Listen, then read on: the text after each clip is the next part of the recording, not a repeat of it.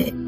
مقررہ وقت پر شہزادوں اور سپہ سالاروں نے پھر واپس گوبی کا سفر کیا تاکہ چنگیز خان کی وصیت کے مطابق وہ اپنا نیا شہنشاہ یعنی نیا خاقان منتخب کریں۔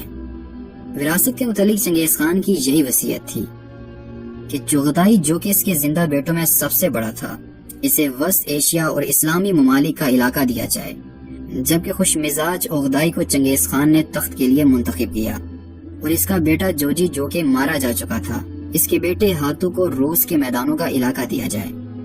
گو کہ چنگیز خان کی اولاد نے مغل اہل قبائل کی طرح پرورش پائی تھی، لیکن اب وہ دنیا کے ایک بڑے حصے کے مالک تھے۔ ان کے علم کے مطابق جتنی دنیا تھی اس کا ایک بڑا حصہ ان کے قبضے میں تھا۔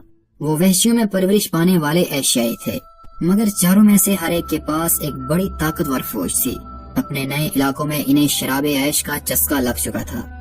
چنگیز خان نے کہا تھا کہ میرے وارث اطلس اور کم خواب کے سنہرے کاڑے ہوئے کپڑے پہنیں گے، خوب گوشت کھائیں گے اور شاندار گھوڑوں پر سواری کریں گے، جوان اور حسین عورتوں کو اپنی آغوش میں لیں گے، لیکن یہ یاد نہیں کریں گے کہ آخر کس کی وجہ سے انہیں یہ سب نعمتیں ملیں۔ جب سب شہزادے کراکرم میں جمع ہوئے تو تولی اپنی ذمہ داریوں سے سبکدوش ہوا اور عقدائی سے درخواست کی کہ وہ تخت و تاج کو قبول کرے۔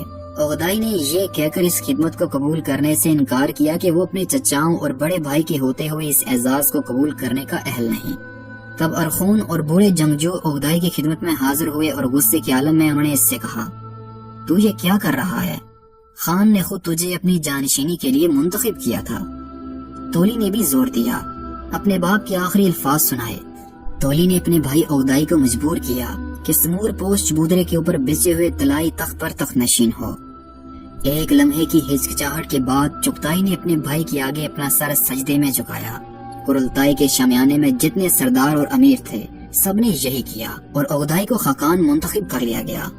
پورے مجمع نے باہر نکل کے جنوب مشرق میں آفتاب کی طرف سر جھکایا اور سارے لشکر نے ایسا ہی کیا۔ اس کے بعد ضیافت کا ایک طویل دور شروع ہوا۔ جو خزانہ چنگیز خان نے چھوڑا تھا، جو دولت نامعلوم دنیا کے چاروں گوشوں سے اکٹھے کی گئی، وہ سب دوسرے شہزادوں، امیروں، افسروں اور فوج کے مغلوں پر نچھاور کر دی گئی۔ عقدائی نے ان سب لوگوں کی خطائیں معاف کر دیں جو اس کے باپ کے مرنے کے وقت تک اب تک کسی نہ کسی جرم میں ملوث تھے۔ اس زمانے کے اور مغلوں کے مقابل عقدائی نے بڑی رواداری سے حکومت کی۔ وہ چینی وزیر کے مشورے پر عمل کرتا۔ اس نے ایک موقع پر چنگیز خان کے سپہ سالار صوبدائی بہادر کی مخالفت کی جب یہ ارخون تولی کے ساتھ سنگ کے علاقے میں جنگ کر رہا تھا اور ایک بڑے شہر کے باشندوں کا قتل عام کرنا چاہتا تھا۔ اس ہوشیار مشیر نے یہ دلیل دی کہ ان کئی برسوں میں ہماری فوج رایا کے پیدا کیے ہوئے غلے اور اس کی دولت کی بنا پر لڑتی رہی ہے۔ اگر ہم سب انسانوں کو قتل کر دیں گے تو خالی ویران زمین کو لے کر کیا کریں گے؟ عقدائی نے یہ بات مان لی اور 15 لاکھ چینیوں کی جان بخشی کر دی گئی۔ سکندر اعظم کی سلطنت کے برعکس چنگیز خان کی مغل حکومت اس کے مرنے کے بعد جوں کی توں برقرار رہی۔ اس نے مغل قبیلوں کو ایک حاکم کا فرما بردار بنا دیا تھا، ان کے لیے یاسا کا قانون بنایا تھا۔ اس فاتح نے اپنے جانشینوں کو سب سے زیادہ اہم چیز جو ورثے میں عطا کی وہ مغل فوج تھی۔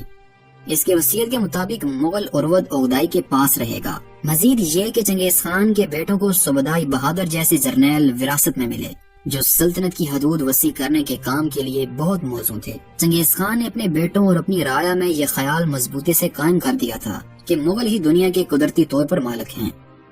بحیر خضر کے مشرق کے علاقوں مثلاً آرمینیا میں مغلوں کی حکومت مستحکم ہو چکی تھی۔ اسی زمانے میں صوبدائی بہادر اور تولی دریائے ہوانگ ہو کے جنوب میں دور تک چلے گئے اور چینیوں کے باقی علاقوں کو فتح کر لیا۔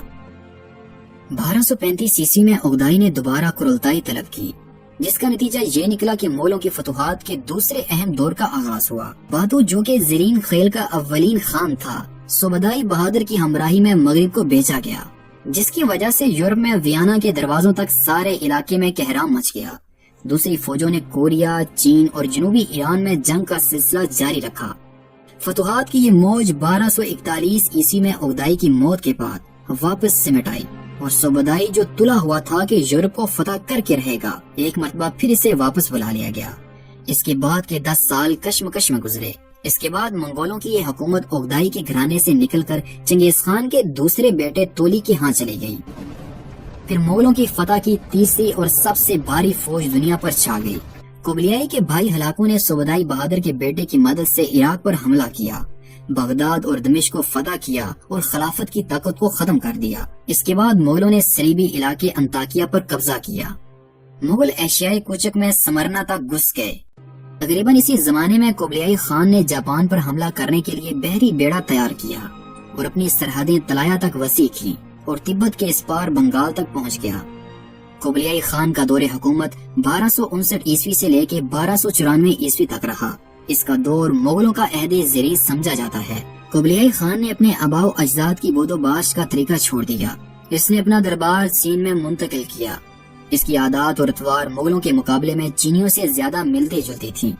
اس نے بڑی میانہ روی سے حکومت کی اور اپنی عوام کے ساتھ انسانیت کا سلوک کیا، لیکن دربار کو چین منتقل کرنا مرکزی سلطنت کے ٹوٹنے کا شگون تھا۔ ایران کے الخان جو ہلاکو کے جانشین تھے اور جنہوں نے 1300 عیسوی میں خاقان خان کی سرکردگی میں سب سے زیادہ طاقت حاصل کی، خاقان سے اتنے فاصلے پر تھے کہ اس سے رابطہ قائم نہ رکھ سکے۔ اس کے علاوہ وہ تیزی سے مسلمان ہوتے جا رہے تھے۔ روس کی طرف زیرین خیل کا بھی یہی حال تھا۔ قبلیائی خان کے اپنے مغل بدھ مت قبول کر رہے تھے۔ چنگیز خان کے پودے قبلیائی خان کے مرنے کے بعد مذہبی اور سیاسی خانہ جنگیاں شروع ہو گئیں اور مغل کئی سلطنتوں میں بٹ گئے۔ 1400 عیسوی کے قریب ایک ترک فاتح تیمور لنگ نے پھر اس مغل سلطنت کے وسط ایشیائی اور ایرانی ٹکڑوں کو یکجا کیا اور زرعی خیل کو شکست دی، جس کی بنیاد جوجی کے بیٹے ہاتھو خان نے رکھی تھی۔ 1336 عیسوی تک مغل چین پر قابض رہے۔ 1555 عیسوی تک جا بجا روس میں ان کی طاقت باقی رہی۔ بحیرہ خوارزم کے اس پار ان کے خلاف ازبکوں نے 1500 عیسوی میں شیبانی خان کی سرکردگی میں بڑی طاقت حاصل کی اور چنگیز خان کی اولاد میں سے ایک شہزادے بابر کو ہندوستان میں دھکیل دیا گیا۔ یہاں وہ عظیم مغل خاندان کا پہلا بادشاہ بنا۔ 18ویں صدی کے وسط میں چنگیز خان کی پیدائش کے 600 سال بعد اس فاتح کے جانشینوں کی حکومت کا ہر جگہ خاتمہ ہو گیا۔ اس زمانے میں مغلوں کی حکومت پر انگریزوں کا قبضہ ہو گیا اور مشرق میں منگولیا کو نامور چینی شہنشاہ کیان تانگ کی فوجوں نے فتح کر لیا۔ اسی زمانے میں کرینیا کے تاتار خان